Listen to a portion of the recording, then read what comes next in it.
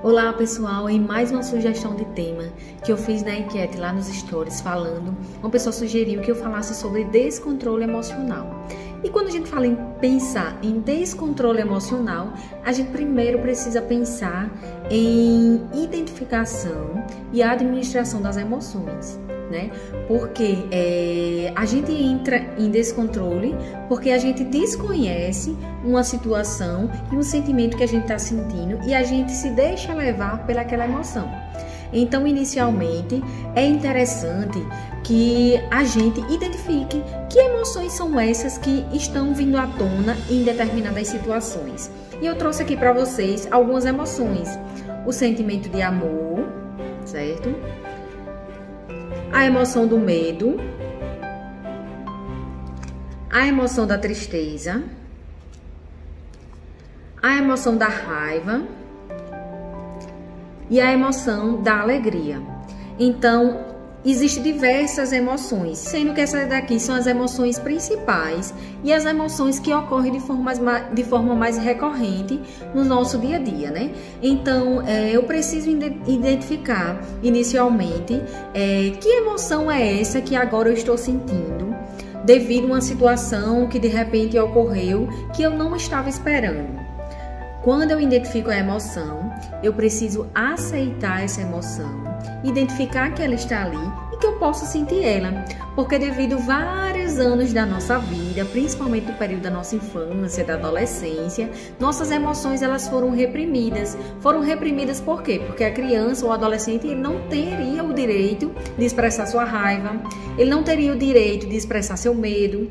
Então isso fez com que a gente administrasse ela de uma forma errada e a gente acaba reprimindo, e quando a gente reprime, nosso próprio corpo tenta expulsá-la de outra forma, né? E às vezes, quando ele expulsa, devido a gente reprimir muito, às vezes vai ser de uma forma desajustada, uma forma em que a gente trate outra pessoa mal, ou que a gente coloque a situação de uma forma para o outro, que acabe complicando ainda mais a nossa relação com as pessoas ao nosso redor.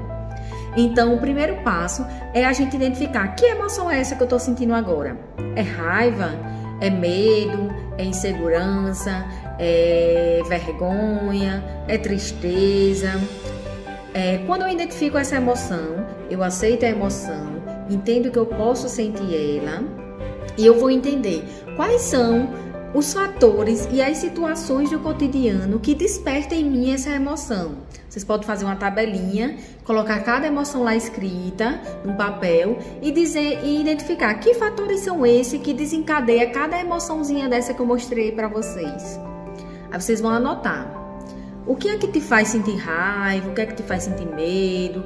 O que é que te faz sentir feliz? Então você vai anotando cada emoção dessa para você poder validá-la e entender que as emoções fazem parte da nossa vida.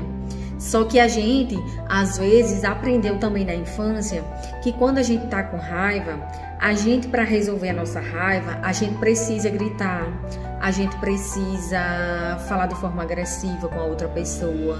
Então isso foi um modo de funcionar que a gente aprendeu e que às vezes a gente vem até no automático, né? A gente se pega agindo da forma que a gente foi tratada nesse período da infância e da adolescência. Então a gente precisa identificar e tentar construir. Identificou a forma que você reagiu quando você sente essa emoção, por exemplo.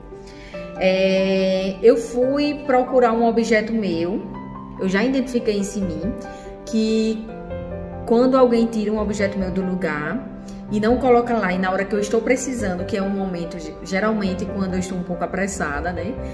Minhas coisas são tudo no mesmo local, mas se de repente alguém tira aquele objeto que eu vou precisar e eu estou apressada para me sair, eu não consigo encontrar aquele objeto, automaticamente, eu vou dar um exemplo para vocês entenderem, né?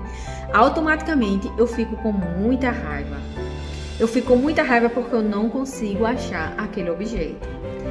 E o que é que acontece? Quando eu sinto essa raiva, geralmente eu vou agir de forma automática, né? Eu posso dizer, quem foi que pegou?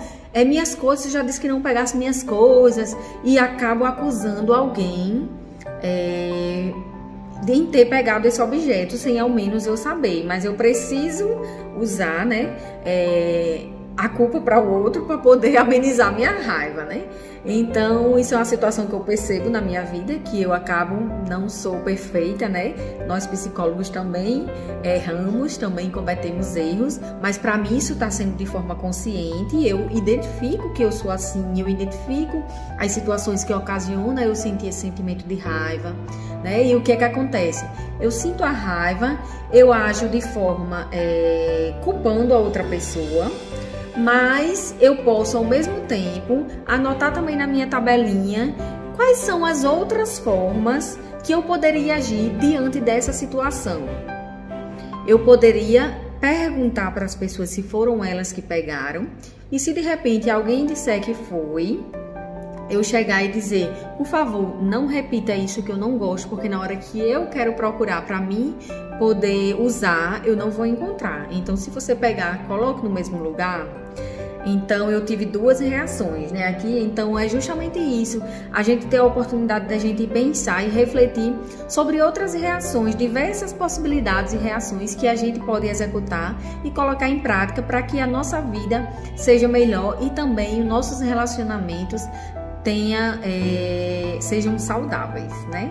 E se vocês querem saber se eu consegui, às vezes eu consigo, às vezes não, mas eu estou tentando com frequência a mudar esse comportamento sobre isso, e é uma constante reflexão, uma constante mudança de comportamento, reflexão sobre nossas atitudes, sobre nossos sentimentos, que vai chegar a gente ter um êxito sobre determinados comportamentos. Então não é do dia para a noite que eu vou mudar tudo, são pequenas atitudes diárias que vai fazer com que a gente administre bem cada emoção que a gente sente.